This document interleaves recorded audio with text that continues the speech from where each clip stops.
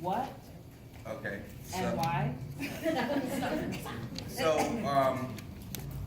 I knew all I knew when I started writing this was that it was going to take place in the world of telemarketing, and that there was going to be a struggle on the job, that the lead character had to figure out what side he was on. I did know a couple things that I thought would be interesting, that would be, like, I knew the very opening scene, because that's how my boy Rob Ebo got all his jobs, but he never got caught. And then I knew the compliment argument scene, because that happened to my little brother, and I was like, I'm gonna put that in a movie one day. So I knew that's all I knew.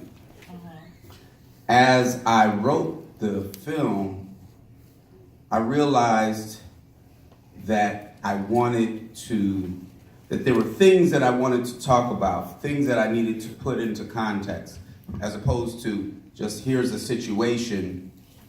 I needed to put it in the context of the larger system, and put it into context of a larger philosophical idea. So, and there are ways to do that happen all the time in film, which is these two people are arguing about something, and then the way to put that in a larger context is somebody steps in and says, hey, you know, the reason why this is happening is because of A, B, and C, and they do this big exposition, right? And so I didn't want to do that, because I think that's boring. I think people start feeling you lecturing them, right? So I wanted to put things into a larger context, and that's where the fantastical stuff started coming in. So, for instance, just the easy one is, you know, I could have easily just had Cassius say, you know, I feel like I'm just invading people's lives with these calls. That could have got it done. Done, simple, cool. But I didn't want people to just understand it intellectually. I wanted people to feel the idea and to go through what he's going through. So that's the crashing the desks. With the white voice, I could have just had him had Lakeith do his version of a white voice, which is what we all do. And people would have got that. People would have understood it. But I didn't want it to just be talking about just that. I wanted to put it in the context of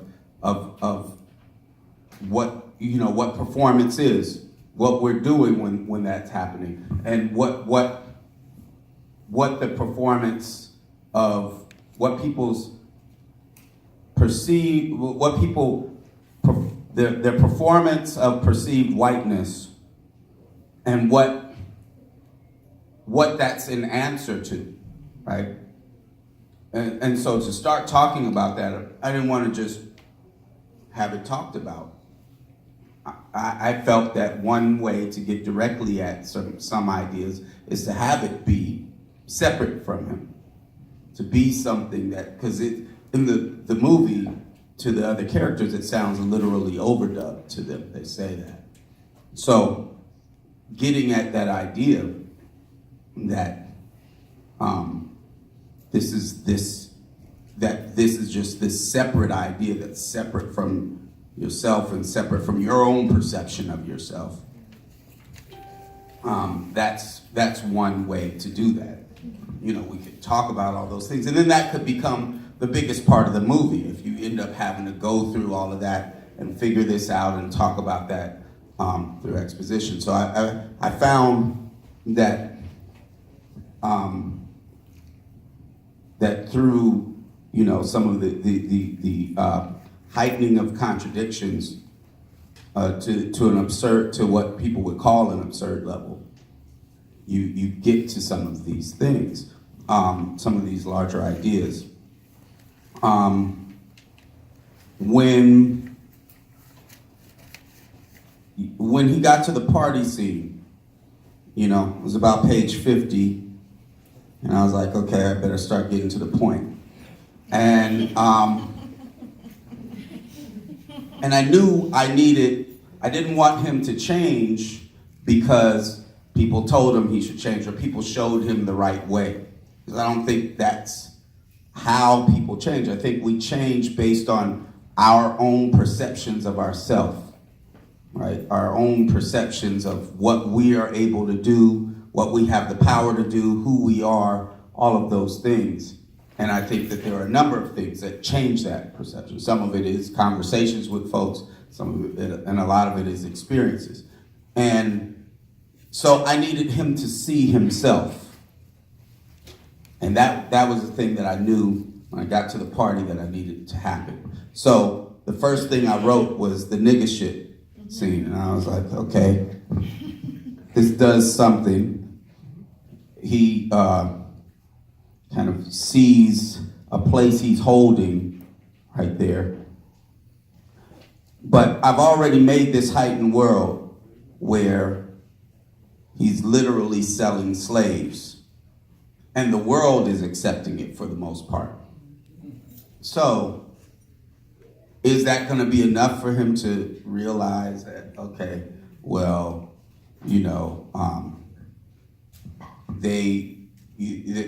for him to realize that people are racist, that's not gonna, I knew that wasn't gonna be enough for him to see himself, or even for him to see himself as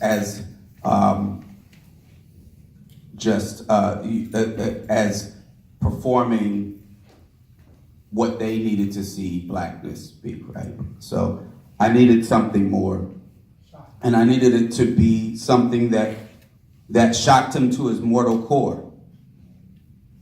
And again, now, which is harder because I've already had this heightened world. Now, there are many films that I felt unsatisfied with that will take something like that, and that scene, that rap scene, would be that would be enough.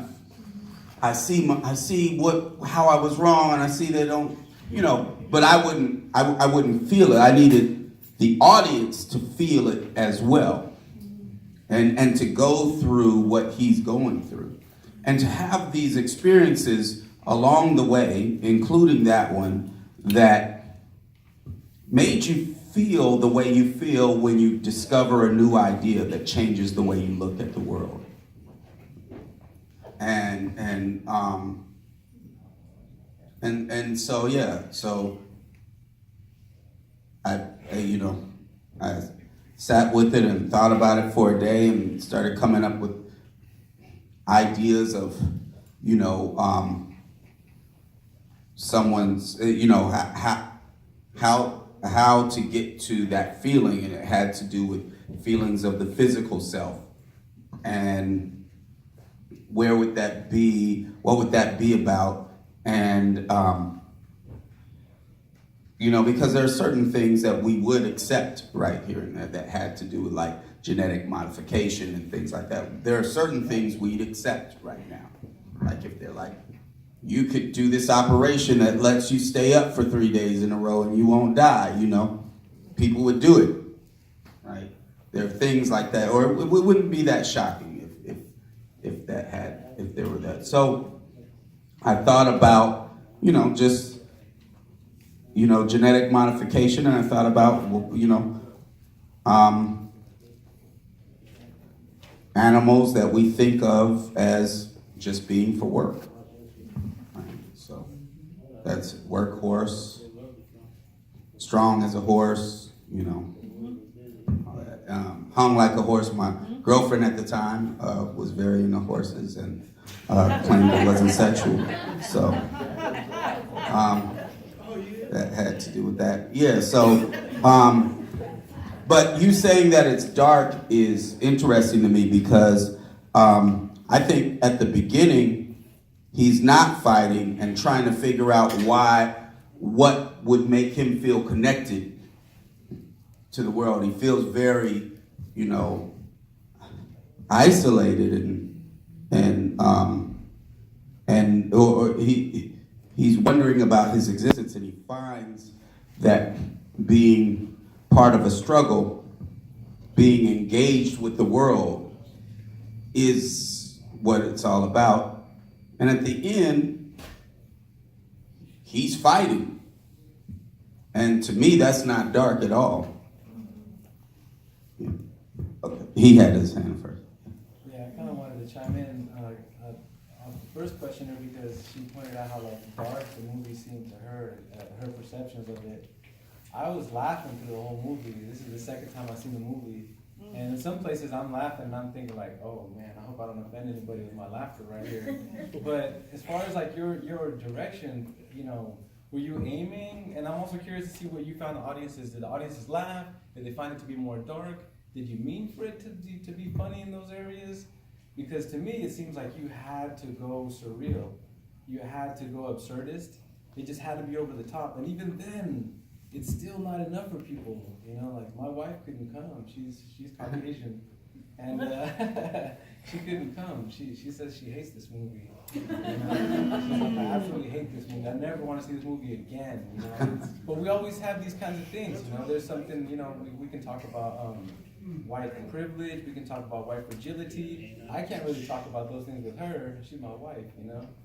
But I think it had to be that absurd and that's surreal. And then hopefully, then the last part about my question is, you know, when I first saw the trailers and all this for this, I saw like kind of a racial component to it, racial critique. But after I watched it, I'm walking away like, wow, this is the coolest anti-capitalist movie I've ever seen. You know, so did you kind of intend to have more of the racial critique component or more of the anti-capitalist? And then did you intend for it to be more funny or more dark? Okay, well, dealing with the first part. If someone was to stand up here and give a lecture that had their analysis of how a system works, what you're doing with that analysis is saying, like, I know there are 1,000 contradictions in this thing we're looking at, contradictions that are important. This is because that it's about identifying contradiction and seeing to see what functions matter. And so by identifying particular contradictions, what you're doing is highlighting or exaggerating those contradictions, right? And contradiction is the basic element of both tragedy and comedy. It's irony.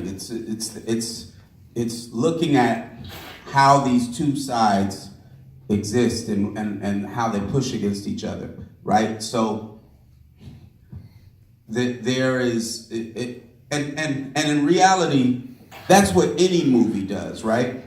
Any movie is saying, oh, here's a bank heist movie. Here are the important points at which tension, here's what I want you to look at as the problems right here. Here's, this person needs money for an operation for their grandmother, and that's more important than this wish they had a car or something like that, right? You're choosing things to point out as the contradictions, and you're heightening them because you're spending time on this and you're not showing them looking for their keys for 20 minutes, right? So every single film is doing exactly that. Mine feels more absurd because I'm pointing out things that other films don't normally do, right? They normally point out other contradictions than these ones, right? And so that's when we notice it. But that's exactly what filmmaking, what art is, right? But so it's hard for me to figure out, what's comedy and what's drama, what's tragedy. It wasn't until like after our third album when a friend of mine, because a lot of our songs are known for having like comedic punchlines and stuff like that. I didn't think about that till after our third album, Still This Album, when a friend of mine was like, oh, you do that comedy thing, and I was like, what? I do.